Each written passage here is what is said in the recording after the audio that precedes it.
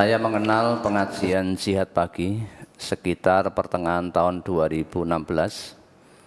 Saya sudah berhenti dari kegiatan yang tidak dituntunkan. Seperti yang lain, dalam mengamalkan hasil ngaji, saya mendapatkan kendala termasuk dari keluarga. Yang sekarang sedang saya rasakan, saya belum bisa masuk kelompok. Saya berpikir kalau masuk kelompok saya harus bisa istiqomah.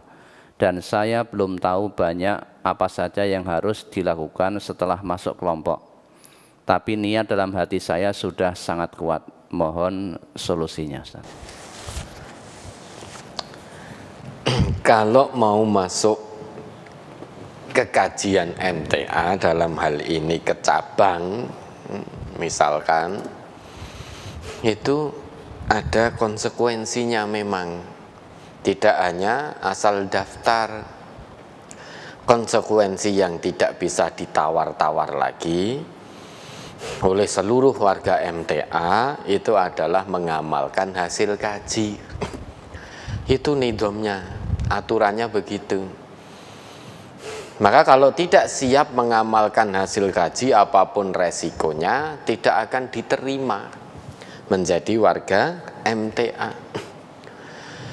Karena ngaji di MTA ini bukan hanya untuk sebatas pengetahuan, namun sesudah dipahami, sesudah diketahui, itu ada kewajiban berikutnya, yaitu mengamalkan sekecil atau sedikit apapun yang sudah diketahui.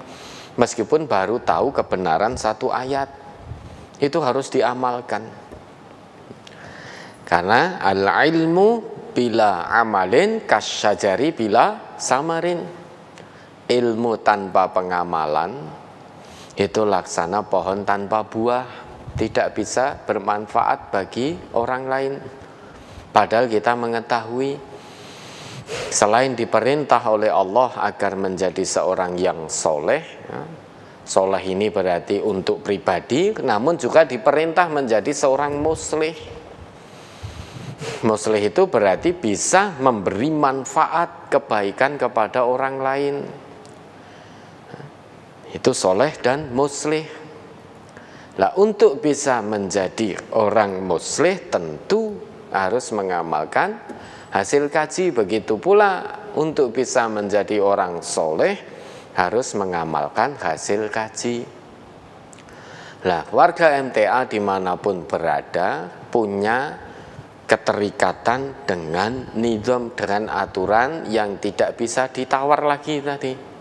Aturannya apa? Yaitu siap mengamalkan hasil kajinya apapun resikonya. Dan kalau memang panjenengan yang bertanya tadi sudah punya azam yang kuat dalam hati ingin bergabung, maka tinggal tawakal kepada Allah. Fa idza azamta fatawakkal 'ala Allah. Jika kamu sudah punya satu azam, maka tinggal bertawakal kepada Allah.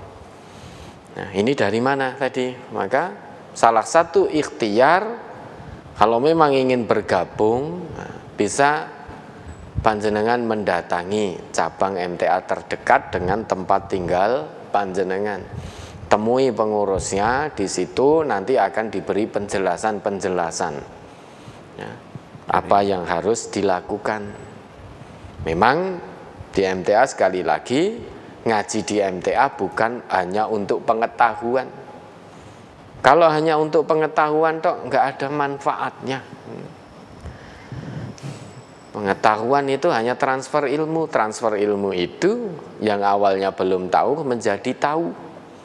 Itu kalau dalam bahasa ini how to know. Bagaimana menjadi tahu. Menjadi tahu itu mudah. Kalau belum tahu dikasih tahu, maka dia akan tahu. Tetapi di MTA ini ngajinya selain how to know, bagaimana menjadi tahu, harus how to be, bagaimana menjadi. Ya, setelah tahu kemudian mengamalkan apa yang sudah diketahui, maka menjadilah dia menjadi orang yang siap mengamalkan hasil kaji untuk kebaikan dunia akhirat apapun resikonya.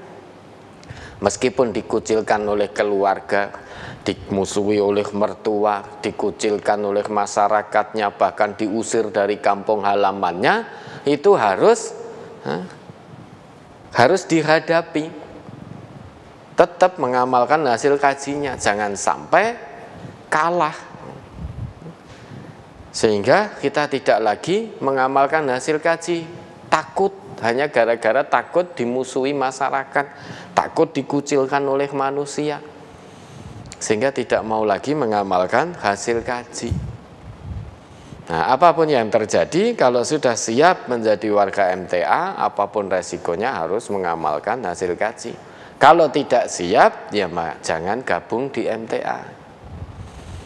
Karena kajian di MTA bukan hanya sebatas pengetahuan, harus diamalkan, karena dengan mengamalkan itulah akan mendapatkan kebaikan dunia, kebaikan akhirat.